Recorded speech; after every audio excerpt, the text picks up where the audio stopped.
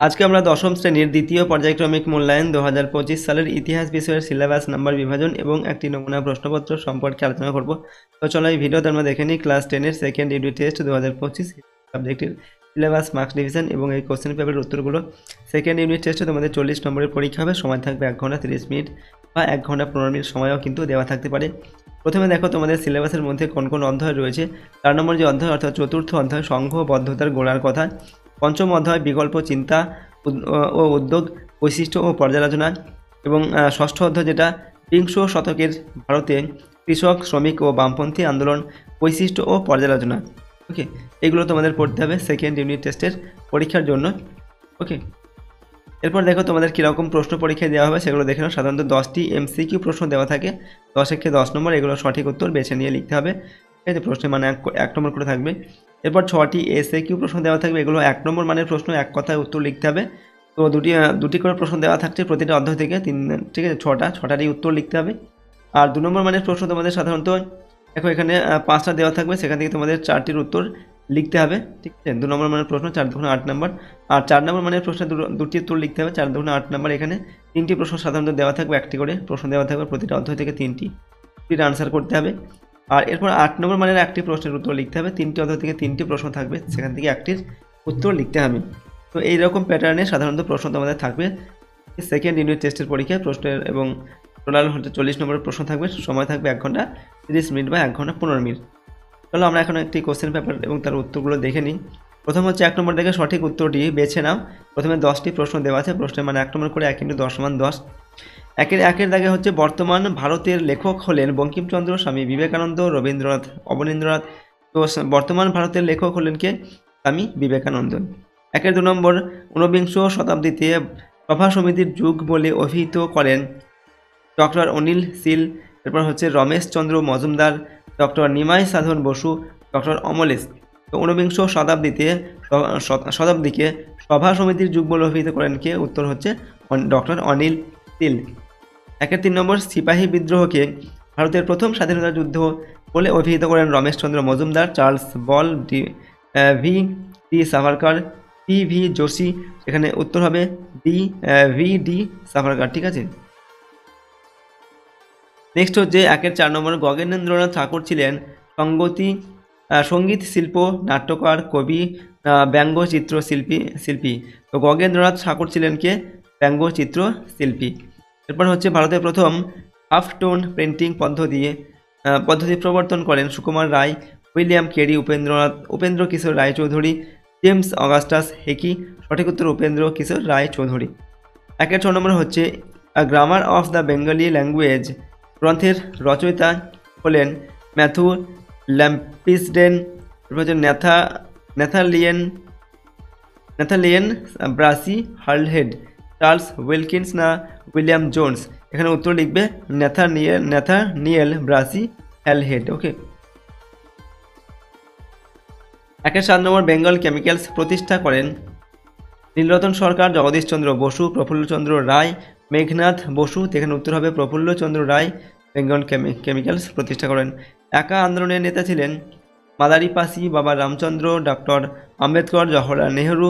তো মাদারিপাসি তিনি ছিলেন একা আন্দোলনের নেতা। এরপর হচ্ছে সর্বভারতীয় কিষাণ সভার প্রথম সভাপতি ছিলেন NG রঙ্গস্বামী, সহজানন্দ সরস্বতী, বাবা রামচন্দ্র।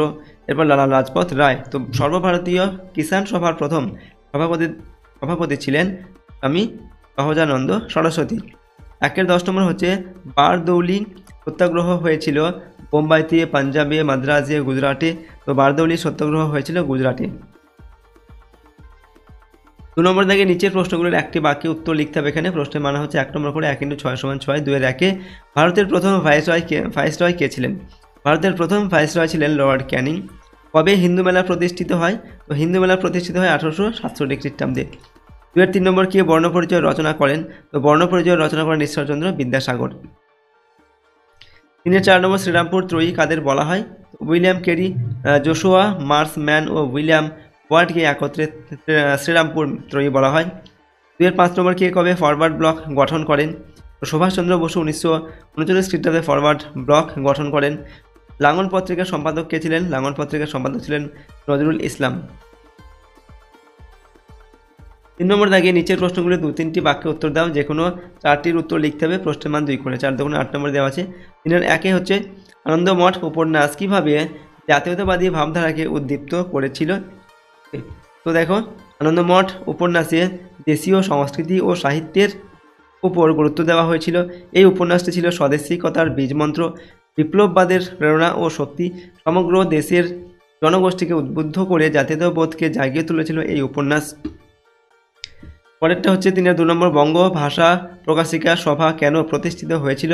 তো বঙ্গ ভাষা প্রকাশিকা সভা প্রতিষ্ঠার মূল উদ্দেশ্য ছিল জমিদারদের স্বার্থ রক্ষা করা, তাছাড়া পতিত জমিকে করমুক্ত ও নিষ্কর জমিকে বাজেয়াপ্ত না করা। 3-এর 3 নম্বর হচ্ছে বাংলার ছাপাখানার বিকাশে পঞ্চানন কর্মকারের ভূমিকা কী ছিল। তো পঞ্চানন কর্মকার ধাতুর উপর নকশা খোদাইয়ের জীবিকার অভিজ্ঞতাকে কাজে লাগিয়ে ছেনি দিয়ে কাটা বাংলা হরফ তৈরি করেন। এই হরফেই হ্যালহেডের বাংলা ব্যাকরণ মুদ্রিত হয়। 3-এর 4 নম্বর হচ্ছে ভারতের কমিউনিস্ট পার্টিকে দ্বিজ বলা হয় কেন। তো প্রথমে মানবেন্দ্রনাথ রায়ের নেতৃত্বে 1920 খ্রিস্টাব্দে রাশিয়ার তাশখণ্ডে ভারতের কমিউনিস্ট পার্টি প্রতিষ্ঠিত হয়।